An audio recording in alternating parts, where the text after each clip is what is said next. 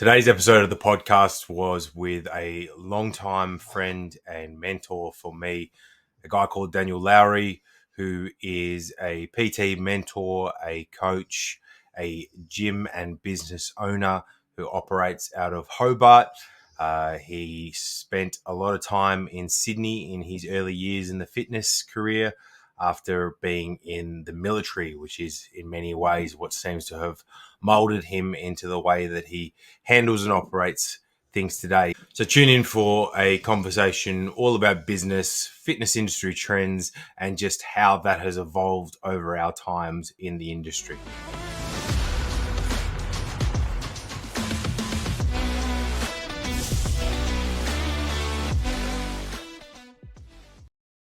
I would love to hear what are you getting into this new thing?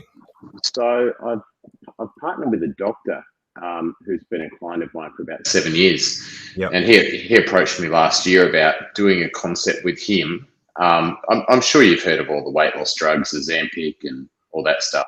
Yeah. He essentially approached me and said, look, all that stuff has promise, but no one's doing it properly. It's just sort of GP prescribes it and off you go. Yeah, I've heard about it already. Just people even who don't necessarily need it, managing to get their hands on it on the black market, so to speak, and taking full abuse of it. But yeah, tell me more. So we've set up. You'll know the building that we're in. It's in Sandy Bay. You know where Macca's is. Yep. Just on the Taroona side of Macca's, there was an old medical centre there. Yep. Like literally next door. So we've totally refitted all that out. And the concept is, medical weight loss, but there's nutrition and exercise as part of it. So people go to the doctor, they say, get me on the jab. And the doctor will be like, yeah, cool, but you've got to do these other parts as well. So that's really cool. Yeah. So sort of fusing fitness and medical together. Mate, that's really cool. So you're kind of bridging a much needed bridge. Really connecting medical and fitness. Yeah, it's just bringing it together. The kind of people who are going to the doctor to help them with that solution, they're probably not going to go to the fitness industry initially, or maybe they've done the fitness thing and that hasn't worked for them. Yeah. So it's a totally different demographic to what I'm otherwise getting in the gym. I feel like everything in a way that you've done up until this point, though, has to have kind of prepared you as well as you could be prepared for this kind of new venture that doesn't really exist yet. Yeah, totally. I mean, I'm essentially doing a lot of the same stuff. I've really just done a lot of plug and play from what I know already about getting people through the door and building and operating a business, and plugging that into this new model essentially. So We've had doctors going in there for about 3 months now, and the exercise space is still getting fitted out. Mm-hmm. So yeah, it's only sort of half open, but I'm doing the same stuff. I'm running Facebook ads, Instagram ads, getting people in the door, running SOPs and ops within it, and just sort of having this methodology where it's like, all right, this is who we serve, this is how we do it, this is the approach. Nutrition training and coaching, pre-recorded and delivered, accountability and mentoring around that, so that it's more than just a visit to the doctor and walk away with a script, but it's a complete product. Yeah, there's a few things in that. I would really like to come back and get into the nitty-gritty of all the behind-the-scenes, back-end stuff that goes into business in general, but probably when it's health and fitness particularly, probably a lot of that is probably a surprise to people. They don't understand that that's what has to actually go into, I suppose, keeping these businesses afloat and evolving with the times. Because if we look at the standard advice and the way that health and fitness information was delivered, as little as 20 years ago, wow, there's a big contrast behind it. So I'd like to come back to that, but can you sort of, just so I can understand how the client journey will look a little bit more, what will that journey sort of look like step by step with this new venture? Yeah, cool. So client comes in to see the doctor. Yeah. first consult with the doctor gets an idea of where they're at and where they want to be, does blood testing. They come back a week later, doctor goes through their bloods. We'll discuss generally medication options from there, but also give them the browbeating around, this is just part of it, and you got to eat better, and you got to move your body and do all that stuff. Mm-hmm. They then get handed over from the doctor to our customer care manager, who's a fitness person. My wife is doing that at the moment. So she then does like a full nutrition and lifestyle review with them, everything. So, from what they're eating to what they're doing with their training to lifestyle factors, goes through the whole thing and then does a full sort of prescription on that for them. So by this stage, they've done bloods, prescription, nutrition and lifestyle audit. From there, if they're not exercising, they'll be then funneled into our training side of things. We're using a system from Technogym. I don't know if you've seen the BioStrength circuit. I'm familiar with Technogym gear, obviously. So again, you're setting up a training facility adjacent and a part of the consulting rooms with the doctors. Yeah. Okay, so this is completely separate from your current business and gym. Correct. So the training space, when we first started looking at this model, I sort of thought, fuck, this is, the training side of it's potentially challenging. So I started looking at different things, and Technogym have this new product called BioStrength, and they've got another one similar called BioCircuit. But it's phenomenal. I went up to Sydney and had a go of it. So it's a 9-station circuit. So you've got horizontal press, horizontal pull, vertical press, vertical pull, leg extension, leg curl, leg press, trunk flexion, back extension. So, it's somewhat limited in that you've only got 9 patterns you ever do. Mm-hmm. But what happens is first session you go in, we set up an IT profile. You can either then have that, just linked up to the app on your phone, or you can get a little watch. And so when you come back, you then do strength testing on each machine. So you do a 5-rep max, and the system then remembers how much force you could produce on a given movement.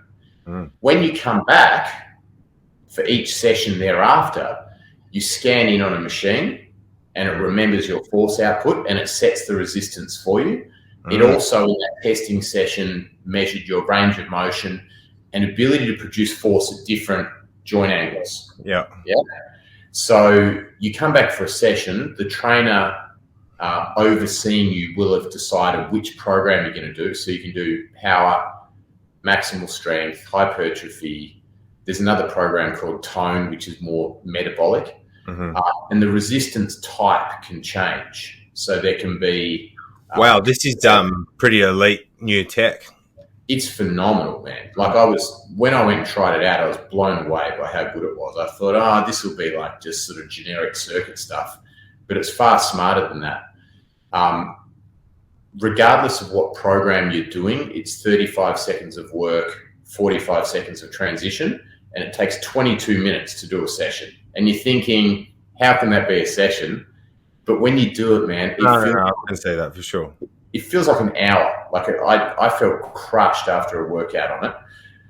And what kind of rep ranges would they be doing? You said like sort of 5 rep ranges there with their strength, and that's what it remembers in the circuit. So is there different sort of rep ranges and intensities through the exercise alternation? The main thing that changes is the contraction type. So, for example, on the power program, it feels much more like you're pushing against water. Yes. So it's kind of a weird feeling. You're like putting everything into it, and it feels like a water type resistance. So it doesn't matter what part of the range you're at. For example, on a vertical press, the resistance level just feels like it stays the same through the whole rep. Yeah. On the... And that's unique in itself. Yeah, it's phenomenal. Each station, you've also got a little screen, and so you're having to hit force output targets that the screen is setting for you. The hypertrophy program, when you're doing a rep, it feels far more elastic, the tension. And so like you do the concentric and you're watching the screen, and then you're having to maintain a certain level of force on the So it eccentric. obviously has the ability to sort of change force requirement through different stages of the rep, which somewhat match a strength curve. Yeah, very much. Okay. Then once you've done 3 workouts in a row where you are compliant with achieving force outputs on both concentric and eccentric, it'll then increase the amount of resistance next time you come in for a workout. This is interesting because it's kind of new. I haven't actually heard of anything quite like this. I've seen some similar products in a sense that are, I guess, promoting the idea of a portable workout, which is like standing on a platform with your singular bar attached to the cables where you can squat it, you can row it, you can curl it.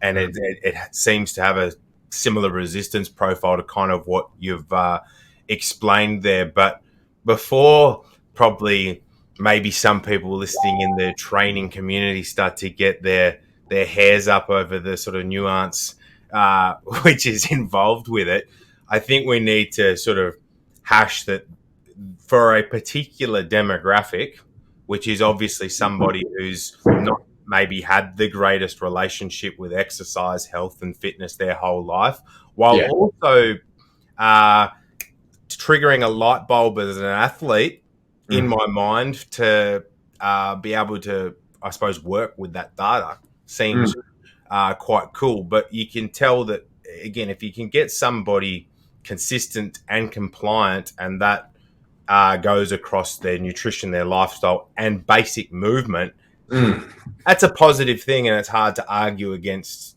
no matter what direction you're coming from. Yeah, totally. And, it's not perfect. There's not, for an athlete, there's not enough vector variability. There's not enough neuromuscular challenge. There's not enough stability challenge. So there's a lot of gaps in it. But there's less skill acquisition by the sounds of it as well. There's none. So for the person who's pre-diabetic or type 2 diabetes as a result of poor metabolic health, great. For someone who maybe had a history of working out, but they're a bit old, bit sore, knees are sore, can't do a lunge anymore, perfect. Even for someone like myself, I'm 43 now, God forbid, I look at it and think, fuck, 22 minutes, that's really useful for me, rather than working out for an hour in the gym 3 days a week. I'm probably going to use that thing. Yeah. And as I sort of do 3 days of running and 3 days of lifting, I can probably now go to doing a resistance-based session every day because it's only 22 minutes and still run 3 times a week. And, I might do some stability work to warm up or finish off. So like any tool, if you use it well, it doesn't have to be perfect to work well for you. Everything has a time and a place, and I fully understand what you mean about just your relationship with exercise has to change. And that's right. It's probably the best it's going to be the best option. Let's say, there's all these group training franchises now, and they're far from perfect. They're far from good, most of them. But what they do offer is a budget ability for most people to be able to go in and just exert themselves, right? And we can, we could pick apart the methodologies all day. But once somebody gets to a certain age or a certain body mass, or if they lack the aptitude for exercise, that's not going to be good. It's just an option. Yeah. Whereas this is a sort of place, if your mum or dad were like, what should I do in the gym? You could go and do that, and it'd be the perfect solution for that demographic. Yeah, no, I agree with everything you said about the group training things. And this is one of the sort of the trends and the journeys that we've seen in the fitness industry that you and I have both been on, and we're both fortunate enough to probably be the earlier ones that brought group training services to the market that wasn't a part of a really big franchise like F45. So therefore we had a little bit more probably quality control over it, and maybe even cultural influence. But that was a big movement, and I think it was a really positive thing because it got a lot of people who weren't into the gym off their ass and into some form of exercise. But even with as diligent a practice and supervision as what we could provide at that probably higher level, you still get people coming through your doors when you shouldn't be doing that, or or you do see the injuries, and it just sort of is a part of a cycle, and they need to then evolve with their approach to exercise as well, because it's actually not serving their body very well, anymore. Yeah, that's right. When you've got this practice set up, have you got a name for it yet? Yeah, Medisana. You can have a look at the website now, Medisana, Medesana. I will. I'll check it out when I'm not talking to you, or I'll just blank off. But is there going to be an element where there is, what's the word I'm looking for? Sort of like not necessarily like a naturopathic influence, but do you get what I'm saying? Because obviously we've discussed the gap between the medical industry and the fitness industry, and you're ticking a lot of boxes and answering questions there. Is there going to be, or is there any vision for it to have some sort of, I guess, guidance and advice in there that helps people make decisions about what supplements they're using, which could be in replacement of something that's, i.e., a pharmaceutical? So an example of that I could think of off the top of my head, say Nurofen and anti-inflammatories, whether it be something that we could find that's well supported with studies, whether it be things like PEA or curcumin as alternative options. Like, is there going to be that kind of educational influence? Definitely. Who provides that? Because that's really cool to see people blending that all together, because that's what needs to happen really to get us out of this fucking debacle that society's in. Yeah. So we're still ironing out some details on that. What we're looking to do with this is scale it. So we're really just nailing down this first one, and then of course it'll evolve. Yeah. So we've got a naturopath that we've worked with for 15, 20 years now, Anthea Louris. So we're developing a pathway for how all that works, as well as the supplement range and the whole thing. So yeah, definitely going to be a part of it.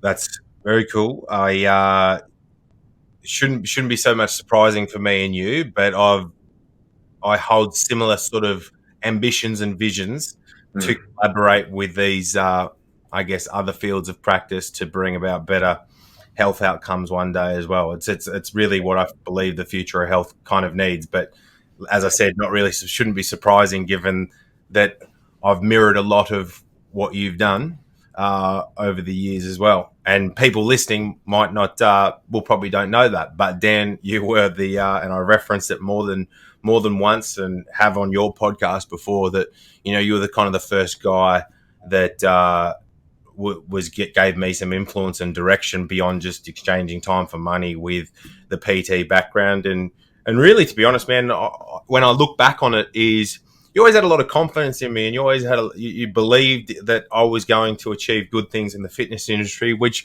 probably wasn't something that I had a lot of at the time as a sort of an 18-year-old, 19-year-old kid, was many people believing in me or saying much positive. So it seems like the little things, mate, but it definitely was the first straw that sort of sent me in a good direction, and I'm glad that we've always kept contact. Look, I've been really lucky in my career with the people who have mentored me. This is now started my 20th year in fitness. So I was a young soldier, sort of looking for any way out of soldiering that I could, because it was fucking hard. Yeah. And, I'd sort of done it for 5 years, and it was really obvious to me by that point in my career as a soldier that this is definitely not what I want to do. And, why was that? Oh, mate, I was in the infantry, and it's the hardest job in the army. And being in the army is one of the harder things you can do in life.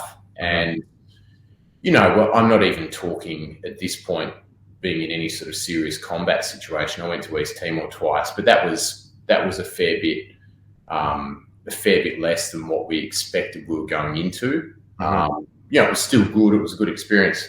But it was a fair bit less than what the boys who went to Afghanistan experienced.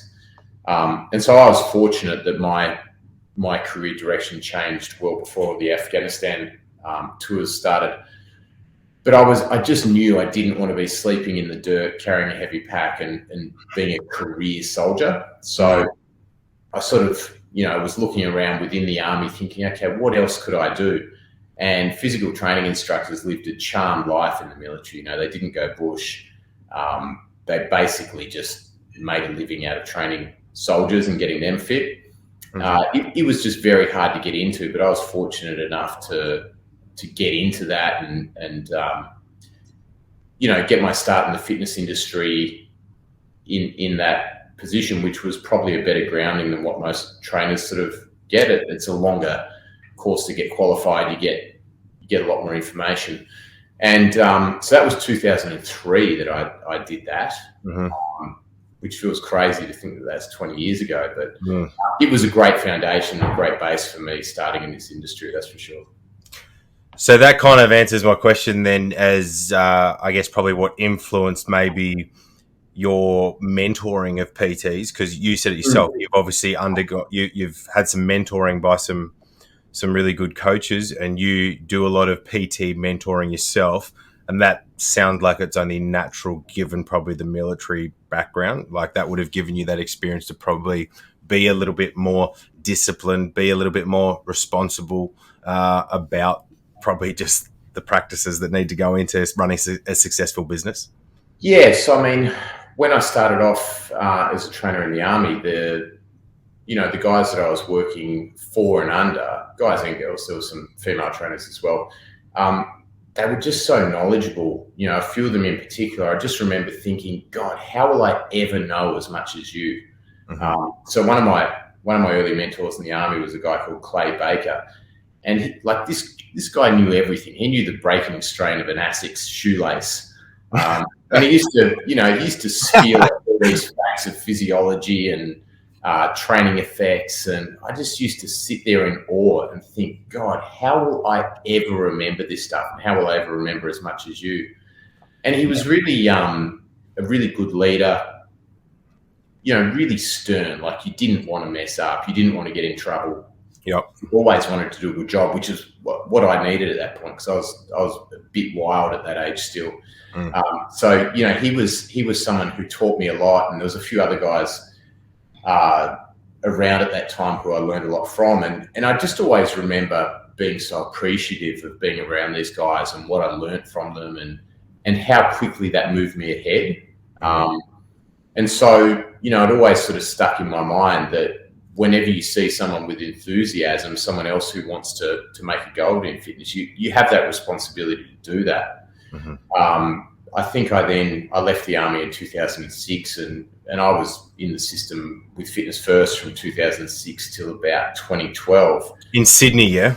Yeah, in Sydney. And it was the same thing there. There were sort of trainers. Well, there were guys who worked for the company. So Michael Kunico is one who comes to mind. He was the national, well, at the time, the New South Wales fitness manager, and ended up being the national fitness manager for Fitness First.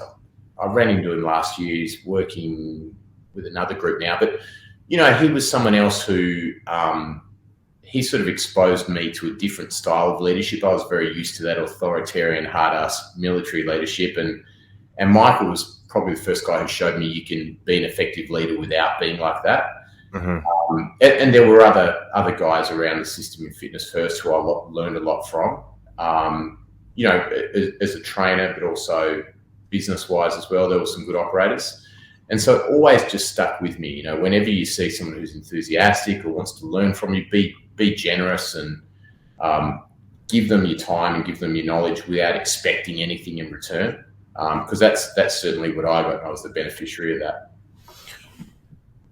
Do you believe that, because what you've kind of alluded to there a little bit as well is doing your time in Fitness First, and I did more than a decade on the gym floor as well, but now given the back when you started and back when I started, the approach to drumming up a new business was, working the gym floor, talking to the people on the treadmills, that they were going to be the easiest targets, trying to book in a complimentary session and, trying to sell and close at the end of that complimentary session. But now that I guess the world of social media has taken off and, the popularity of probably fitness in general has gone up. I feel like there's so many people that exist in the health and fitness industry now that have never spent a single day delivering any PT. And it's probably, I don't know, I view it as a little bit problematic because I'm grateful for that 10 plus years that I spent. That's people skills. That's problem solving. That's listening skills. That's recognizing different, but that's pattern recognition. That's biomechanics. It's, it's all the things that you can't learn on a computer. But I feel like a lot of that gets skipped over these days. Yeah. I mean, I don't think there's any way you have to do it. I think of there's obviously a lot of stuff online that online personalities, for use of a better term, present that is bullshit or not true. I think a lot of the online trainers, probably most of them, don't make a living out of it. So, they might have their main job and then they present this image of themselves as an online trainer and it's not financially viable for them. That's my impression of it. I could be wrong. I know there are some that do really, really well and have probably followed a path in fitness that's totally different to anything that's been on offer pre-Instagram age. So, if they're doing well, good luck to them. If they're trying to do well, good luck to them. Everyone walks a different path. All I can say is, for me, being within that commercial gym environment was really positive. I hear a lot of people talk poorly of their time working out of big gyms. I've got nothing negative to say at all. Fitness First was a great company in the time I worked there. I worked as a trainer on the floor and also as a PT manager within their business. I learned a lot about being a trainer. I learned a lot about people. I learned a lot about business, being a part of such a big business. And it definitely set me up for success on my own 2 feet and in my own facility. I wouldn't have done nearly as well as what I have if it weren't for that experience. So as far as young trainers coming through, there's definitely a correlation between the environment they sort of do their time in, for use of a better term. And a few of the trainers that I've had work for me over the years have said that. They've said, like they've gone off and worked out of one of the commercial chains where there wasn't that support. And then they've come into my system and really been the beneficiaries as a result, because it's just, hey, kiddo, why don't we do it like this? This is how you get clients. This is how you program for them. This is how you keep it all in perspective. And there's just those guardrails along the way through that first sort of 12 or 18 months that mean over that period, they get 5 years of learning, or they learn a requisite amount of information that they really need to be successful in the long term that they wouldn't have otherwise had if they're just out on their own. So you've obviously been successful. That's in the way that the gym runs there down in Hobart. Before you were talking about, I guess, all of your behind the scenes stuff that's going into marketing and Facebook ads and generating leads and client retention and, maintaining websites and Google ads and a lot of things that can go into it. What have you found to be, I guess, the greatest return on investment when it comes to those kinds of inclusions within your business structure? Yeah, okay. So, I just talked about my years at Fitness First. I think pretty much the whole time I had sort of one eye on wanting to have my own facility one day. And I would have done it a lot sooner had I have known more about business earlier. Yep. And, I probably had some limiting beliefs around what was possible for me. I certainly wasn't a good student at school. I wasn't business savvy early on in my fitness career. I could run a good sort of consulting PT business out of a big gym. But when, I thought, wow, if I were to go and get a commercial lease and buy equipment and have to do marketing, I wouldn't know where to start. And it probably took for me to see other people doing it to start to build that confidence, because I was like, if that guy can do it, I can do it, surely. So there were a few of those stories where I saw other guys go out on their own. I thought, okay, I can do this one day. What year did you launch the group training facility at the top there near the old discount chemist? Well, first up, we started GTT out of the old Sandy Bay Scout Hall behind Solo Pasta. So that was where we first started. Oh yeah, right. I didn't know anything about that. Yeah, so one of my high school buddies, he had a martial arts club there, and that was on in the evening. And I said to him, "Look, why don't I start this thing in the mornings?" And we were there for about 6 months, just sort of building that up, and then we moved up to Murray Street. Yep. So the lease at Murray Street started 1st of April 2013, so 10 years ago. Yep. We were there for 4 years, and then we did the upgrade into the bigger facility, which we're in now. So yeah, I mean, even that is crazy to think that it's been 10 years. But the thing, when I first started learning about the whole sort of business, there's a old marketing guy who's been around for 40 years. His name's Dan Kennedy. And he said, business is simple. He said, find what you're good at or what you have a passion for, and then apply an economic model over it. So I was like, okay. Well, and sort of in my simplistic business thinking at the time, I thought, if I can do a group training model where it's like group strength and conditioning, and I can have 200 members that pay me $50 a week, that's $500,000 a year, which to me at the time seemed preposterous, seemed like a crazy amount of money. I thought, that's it. If I do that, I'll be set forever. And so that was kind of the early business model. And we got to that, I think, about 13 or 14 months into the business. And then you realise that the government take half of it. Yeah, so it was then like, this has not solved all my problems or all of my personal inadequacies achieving these goals.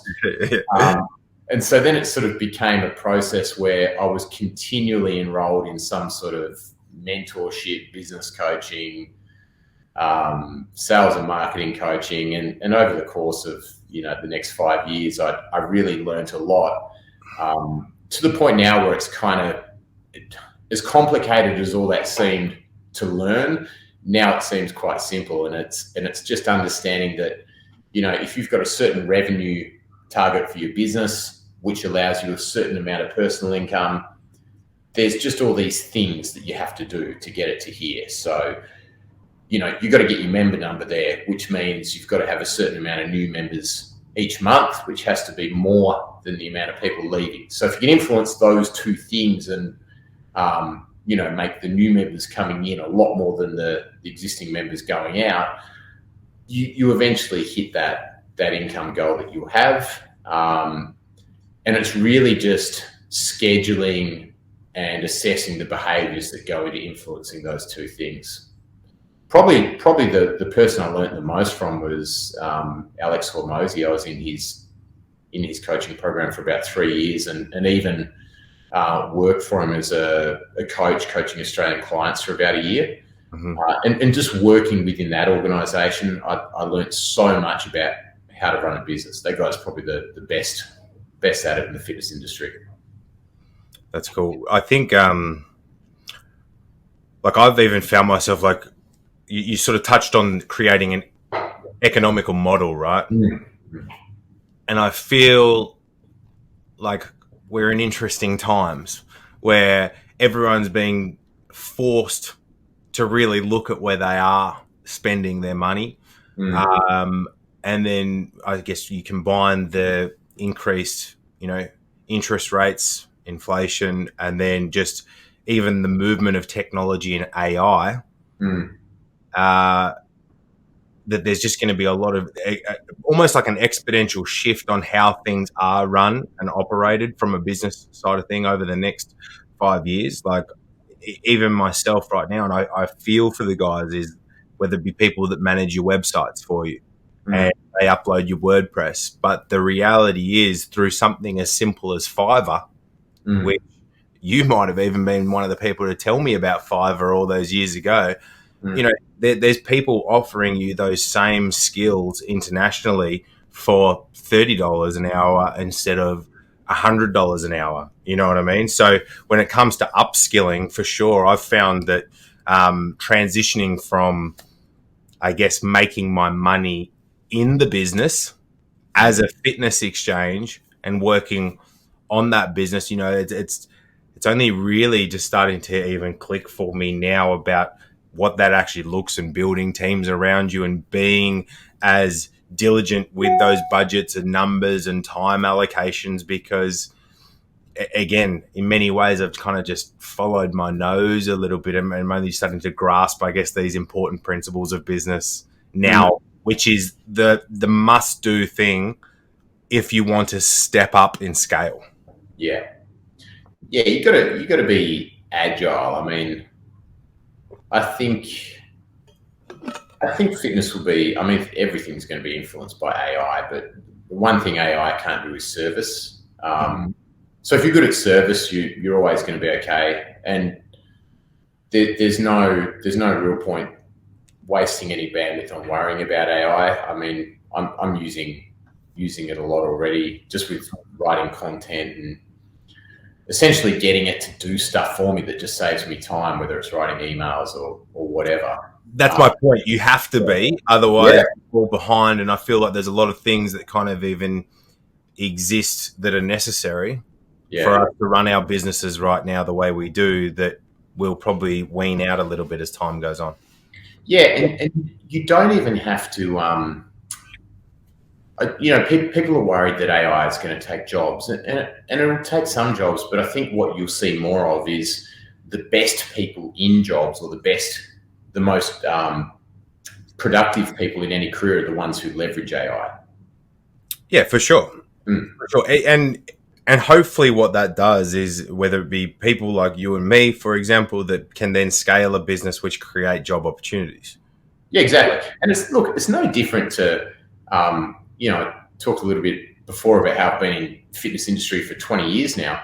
Mobile phones were not a part of it. I think I was still on a BlackBerry back in those days with no camera. And so, what I was able to do then versus what I'm able to do now with a phone, it's just a little bit of leverage. I can be doing a PT session with someone, take a video of what they've done, in 10 minutes, chop that up into a little iMovie and send it to them and say, hey, I want you to do this workout again on the weekend.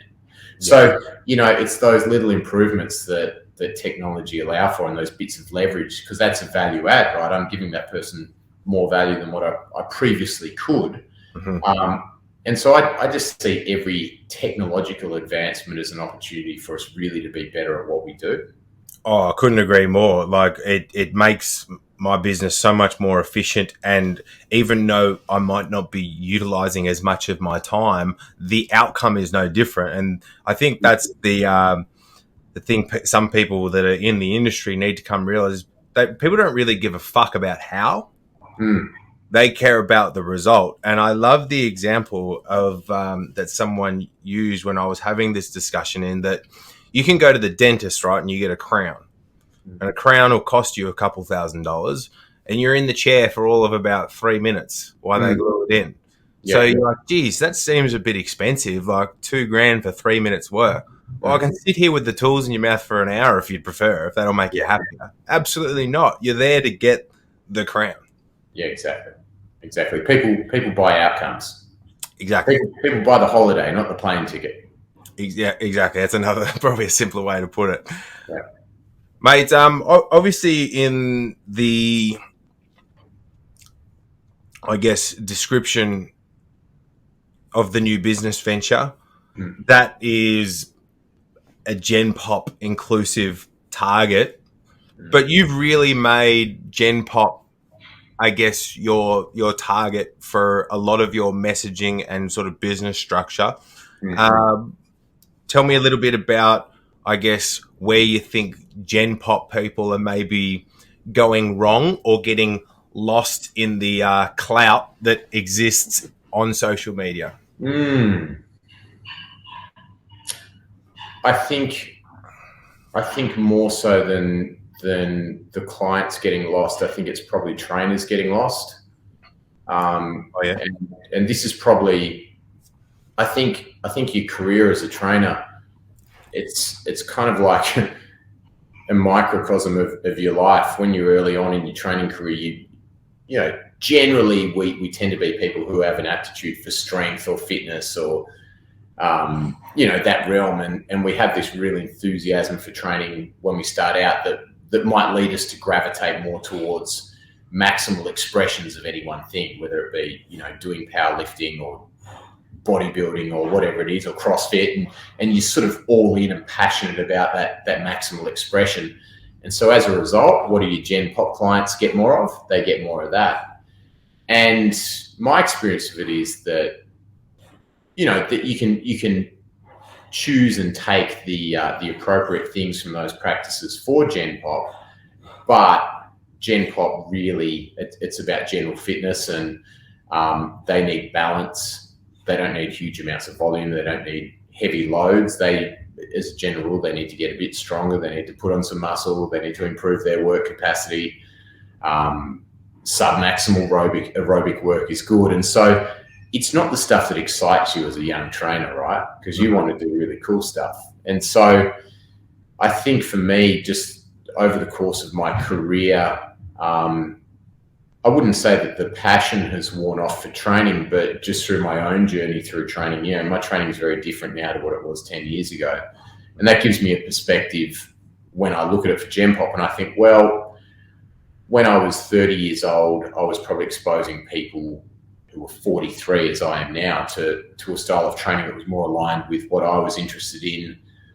Less so, I mean, they were still getting what they needed, but I was probably less considerate of what they actually needed and more considerate of what I was interested in doing.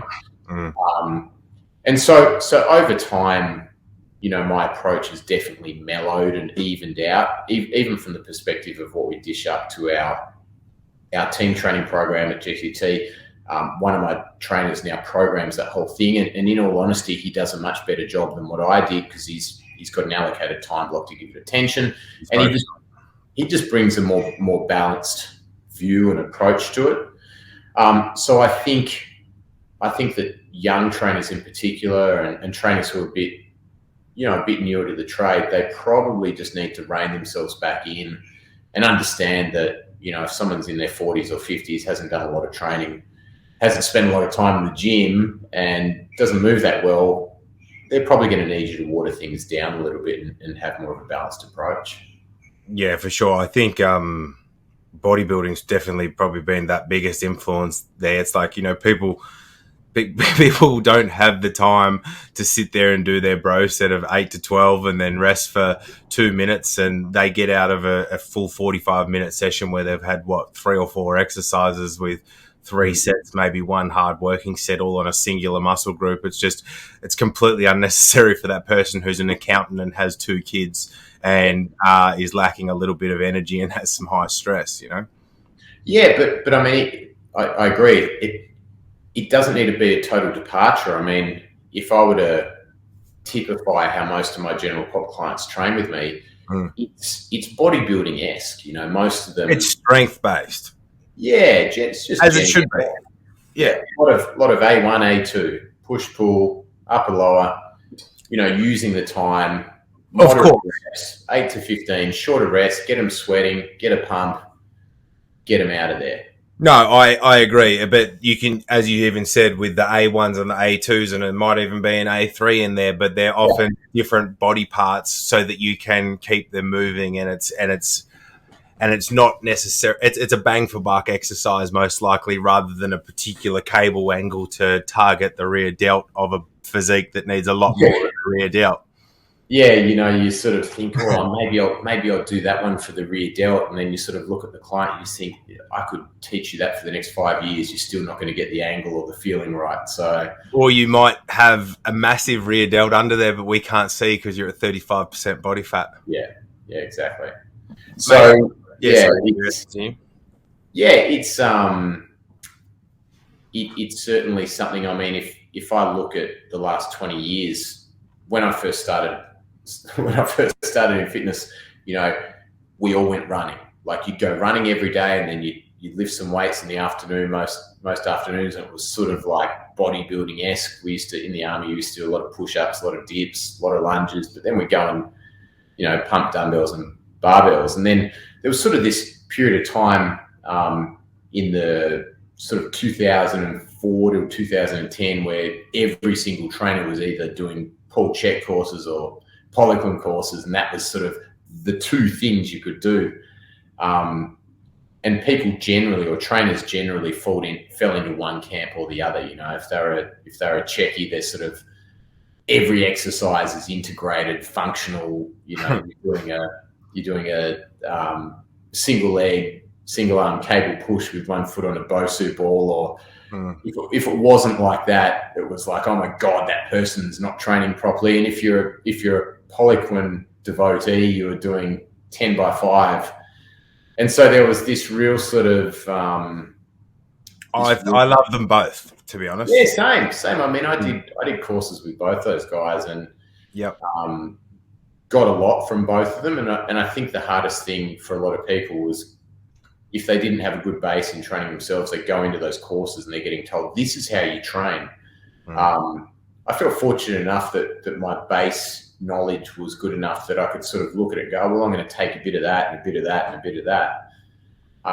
But even still, the influence of learning from those guys was still probably more than what I realized at the time. And, you know, there were periods of time when the way I trained clients was very different to how I trained myself, when it probably could have been a lot more similar. But yeah, I can't remember where I was going with that. But no, but I think with those guys, like I witnessed it as well, sitting there in the classroom with Poliquin of people that had no exposure to anything beyond their original Cert 3 and 4, which, as you said, was not even as good as what the military could provide. And we know that there's a lot of holes after that. Yeah. And people would go into those things and you would just see that it was just so overwhelming for them. It would be just going over their head. They'd be trying to type out everything as fast as they could and retaining very little. And, you know, I still to this day have copies of sitting in the front row, which is something that I never did at school. And really what I'm describing here is how I had to learn how to learn. Because if you asked any of my school teachers, I was retarded. And I know I use that word these days, but that's what it would have been, right? Yeah. So I sat there, and even though I know Poliquin wouldn't have allowed it, was voice recording the entire 5 days of seminar and treated that like a podcast on repeat for probably a year. And it took me that long to actually learn what the fuck he was talking about.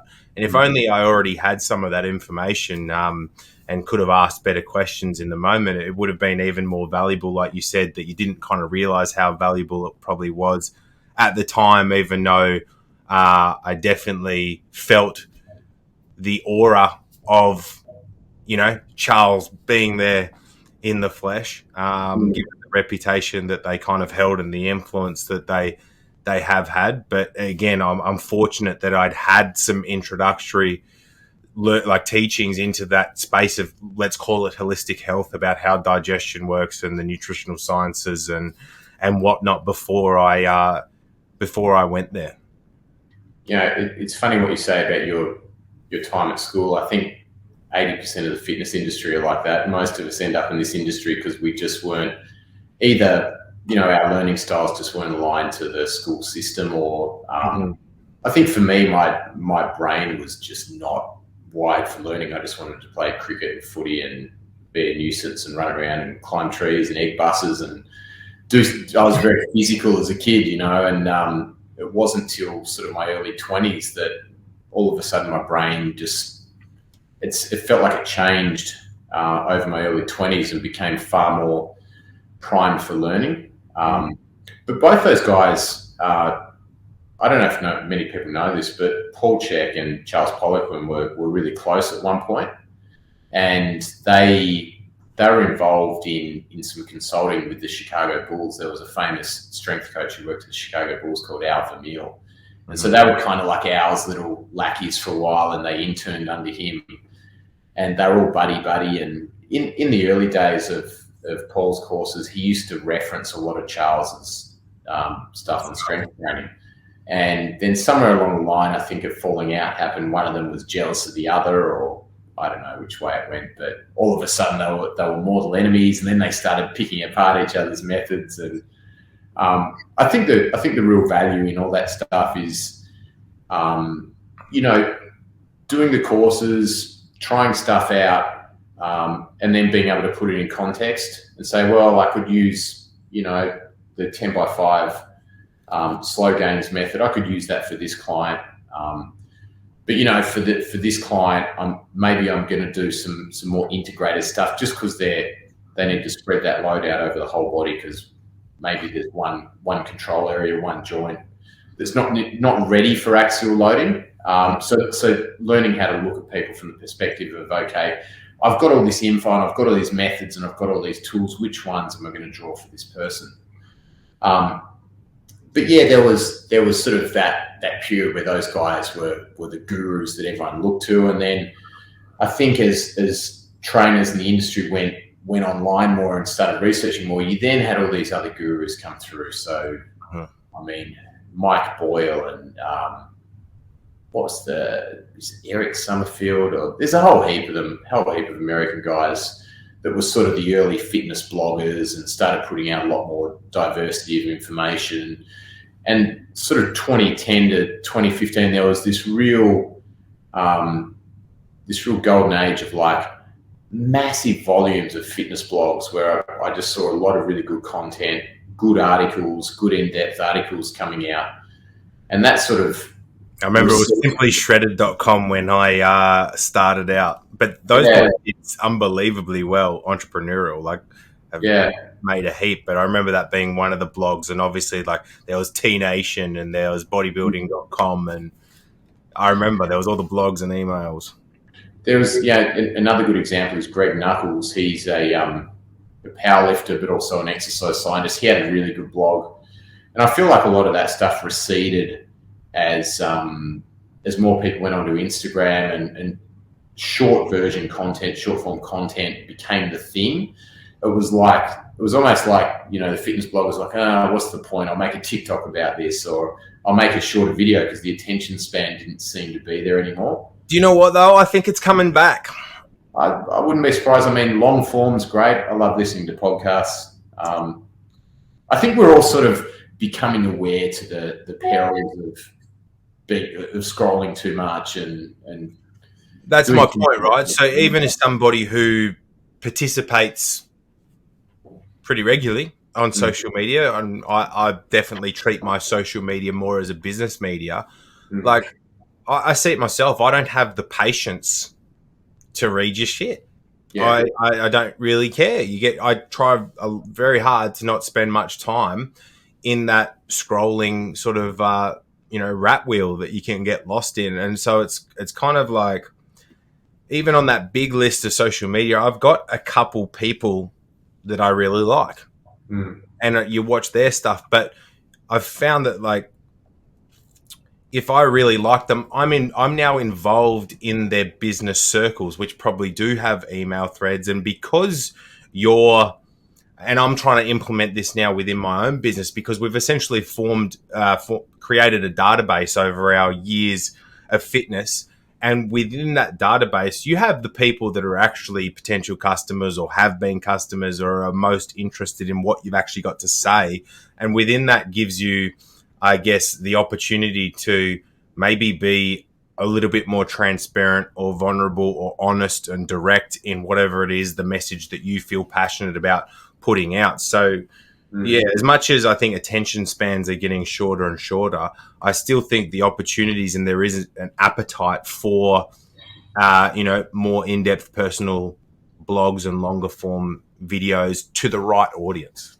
Yeah, totally. I mean, as a fit pro, I think you should assume that what you have to offer is valuable, and also assume, because this is a fact, that some people are really going to like you and really like what you have to say, and some won't, and that's okay.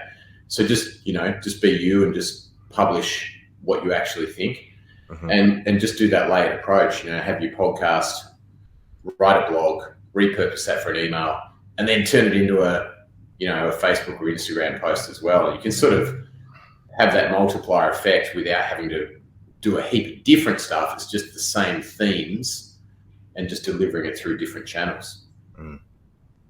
Yeah, for sure, mate. Liam was on the podcast, and it was funny having him on because, as we both know, he's a big personality, and he got a bit stiff on the podcast. But we told a story about his, I guess, how he and I came to, or how he came to be working at Jungle HQ. And both being Tassie boys, and we didn't have that much to do with one another back home, but he did train out of the first gym that I had my first gig out of, and then he found his way into the industry and was operating out of your gym, which was somewhat short-lived. Yeah. He actually sent me the podcast and he told me the timestamp to start listening from, and it went into his untimely exit from my business, and I had a laugh, and like, full credit to him. Despite the fact I had to fire him, we've maintained a friendship, and he took it really well, and I really like Liam. He's a good guy. He's a very good trainer. He did admit a few details from why he got the bullet, though, but that you didn't know, or he kept some out. He kept some out. So he talked about how he got fired for stacking up a rowing machine against the bathroom door, and his mate Ben Hamlet came out and the rowing machine fell on him. But the backstory behind that was Ben had suffered a really bad concussion. I think it had actually happened twice. He was playing soccer and he had a head clash, and then it happened again a few weeks later, and he was no good. Like, he had serious. I've been there. Yeah, so he was unable to work. There was all kinds of dramas with getting him back into work. He kept having headaches and having to go home, and there was all this trouble around that. Then they were mucking around in the gym one day, and Ben's gone to the bathroom, and when he's come out, the rower has fallen on him because Liam has stacked it up. Oh, so okay. There was a bit more to it, and it was probably, I think Liam's real strength as a trainer is physique stuff and one-on-one. He's really, really good at that. Probably didn't have the temperament for doing group stuff, which at that point was the majority of my business. So that, coupled with the the OH&S issue, and it sort of puts you in a position.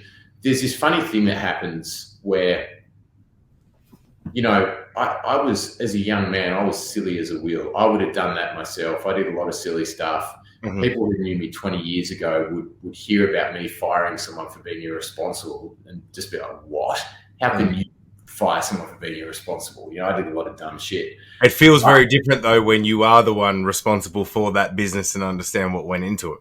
That's right. And so, nothing will make you grow up faster than having a business. And there's this unfortunate thing that happens where you've got to have a code of conduct, and a code of conduct really is your non-negotiables. It's if you don't do these things, you don't align with the values of, I don't want to say the business, but you don't align with my values, because we all say the business. What you're essentially saying as an owner of a business is, this business is an expression of me, my values, and my work, and it's your life's work. And so when people don't play the game or don't align with that, unfortunately, sometimes people who you have to let go. And it's a hard line to walk sometimes, because they might otherwise be competent or really good at their job. You might otherwise like them. Maybe they've done nothing else wrong, but something happens which, if you let it go, it's a total violation of everything you stand for. It undermines you as a leader. It can undermine you in the eyes of your clients, other staff, and unfortunately, it's kind of like, for use of a better analogy, it's like putting down a dog that you love because it's bitten a kid or bitten another dog. Sometimes you just got to do it because you got to do it. Yeah. Over the years, I've had to let some people go who I really didn't want to. Same. Yeah, and it sucks, and then there's all other kinds of narratives that come out of that. One, because the person who's hurting, who's been let go, you know, they might be resentful, or they might want to control the narrative, or they might have a different point of view. You know, the other thing is that the drama horse go into action and the rumour mill starts, and it gets turned into something it wasn't. But, you know, invariably it's a case of, you know, heavy is the crown, and you've got to make calls that you don't want to sometimes. But, you know, Liam and I are good mates now. There's no hard feelings, and, you know, I think that's a better measure of who he is than what happened. Mate, for sure. And I think that's why we can all laugh at that story now, because even as I mentioned, I knew Liam from back home. We didn't have much to do with one another. We were in different crowds and different kinds of people. And I won't say had hesitancy, but I definitely had awareness of these stories and factors when they came round to Jungle HQ. But you're exactly right in that if I think about the kind of guy that I was when I was 20, is not the same kind of guy that I am today. And I'm sure that there's plenty of people that have their opinions of me based on very small snippets of, let's call it, bad behavior in that time frame that doesn't reflect who I actually am. And I think I'm pleased Liam and I are working on operating out of Jungle HQ. He's been, you're right, he's a really good trainer. He has a wealth of experience now, having gone through all of these things, and is definitely sort of, you know, he's a senior person that adds to positive culture in the place in the gym. So I'm grateful to have him. Yeah, I mean, I think it's far more impressive when people change than when they don't. You know, it's not to say that I don't respect somebody who's always been sensible. Sure. But when someone's a bit of a loose unit and they reform and they get this shit together and they get more professional and better at what they do and they stop being a loose unit, it's like, good on you. Yeah, you know, I think sure. Some people try and hold that power over you forever. It's like, I knew you when you were a teenager and you're a motherfucker. And it's almost like they want to just speak that as the truth over you the rest of your life. And it's like, well, you actually wouldn't know me now. For sure. For sure. And that's probably even harder for you to manage in a way, just being in a smaller state. I understand how intense that rumour mill can run in the Apple Isle. Yeah. It's just human nature. It's human nature. You know, it's nothing's forever, whether it's staff or clients or whatever. I think much like the change in philosophy to training, I think you go through a similar thing with how you manage people as well. You know, like as a manager, I've definitely become more discerning with what I try to control over time. And, you know, you sort of get to a point, or I've got to a point where it's like, right, these are the things I can control. These are the things I should try to control. These are the things that maybe I've tried to control in the past that I should definitely not try to control. The one, I know what you're saying, and my version of that, I suppose, is, you know, I'll self-admit as someone who used to be a hothead, and kind of to your point when we were talking about the rower situation, when you've put your heart and soul and that expression of personality into that business and you feel disrespected in that, it has been a journey to learn to overcome that instinct to resort to the hotheadedness and feel like I'm the boss. I deserve to kind of be delivering my message in this way because that's how it is. Yeah. And then you realize, well, that actually doesn't get you the outcome that you are looking for. And I've also had to get to a place where I'm actually okay with it and accept it and just realize it is what it is. The people just don't give a fuck as much as you because it's not their business. And why should they? Yeah. It's hard though, right? Because that hot-headedness, that's part of what makes you good at what you do. Makes me being assertive and being aggressive has its place. And sometimes you try in the pursuit of being a better leader, you try and dampen that, but there's definitely a time, like if people aren't a little bit scared of you as a leader, they won't do as good a job. But you don't want it to be like this Stalinist regime where, you know, it's a fear that pervades their whole sense. There just needs to be a little bit of knowing of, I'm going to do the right thing because I don't want to fuck with you. But the self-awareness and the skill of learning how to use that as a strength and to your advantage only happens from a magnitude of failures with it. Yeah, definitely. I mean, I had this sergeant major in the army. His name was Shane Moyle, and he was just this fucking jacked 40-year-old guy. He seemed really old at the time. He was probably mid-40s. I never saw him angry, but he just had this like real Clint Eastwood vibe. And I got in trouble once, and he just spoke softly to me. He goes, "You're not going to do that again, are you?" And I was like, "Nah." And he didn't even have to yell. He didn't have to be angry, but there was just this aura about him where you knew you didn't want it to go to that. Yeah. So I think if you can kind of powerful thing, if you can get it right and make it work for you, you're exactly right. It's a powerful thing. But management in itself, with especially just the amount of different personalities and even some of the political correctness, if you will, that exists today, it's a tough ocean to navigate at times. Is that something you're having to navigate? No, because I don't conform to it. To be honest, I made peace with, the example used before is when you're making your content and when you've got your message out there, is that the clearest path to success is to be your authentic self. And within that, you're going to have to accept that there's going to be a particular percentage of the community that don't like that. And so when it comes to certain things within that realm of conversation, pronouns, if it upsets you, I don't care. So what are your pronouns? Fuck, I don't think I'm just me, mate, and I've got a dick, so I go in the men's change room. So that's about as simple as it's going to stay for me, Yeah. Too good.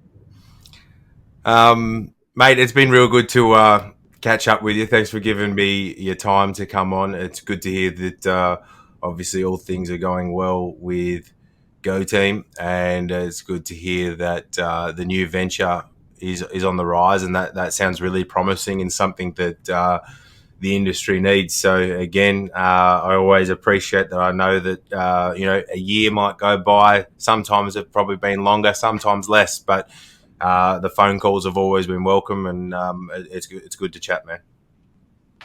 Yeah, you too, man. Thanks for having me on.